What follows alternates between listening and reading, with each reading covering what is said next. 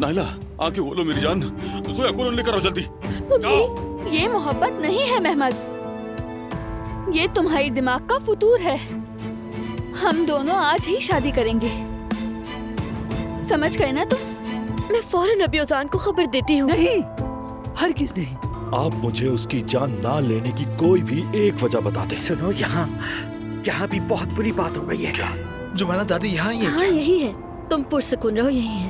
अब क्या होगा यास्मीन, उन्होंने तो हमारी बात भी नहीं सुनी। तुम फिक्र मत करो, उमर किसी न किसी तरह अपने बाबा को समझा देगा। सिर्फ तुम्हारी वजह से वो आज इस हालत में पड़ी है। ओजान, यार सब ठीक तो है ना? बताओ मुझे, कोई मसला हुआ है क्या? अगर नाइला आंटी को कुछ हो गया आयजा, तो?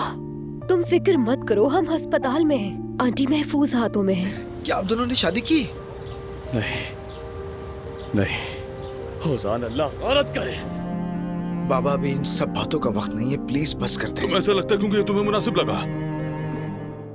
ओजान को अचानक काम याद आ गया, लेकिन वो वापस आएगा। हाँ ठीक है, आ जाएगा। गम न करो हमीद, खुदा के लिए गम न करो। मैं अपने खानदान की इज्जत और शराफत किसी के हवाले नहीं होने दूंगा, किसी सूरत में। जो भी ये करेगा, चाहे मेरा बेटा ही क्यों ना हो नाइला।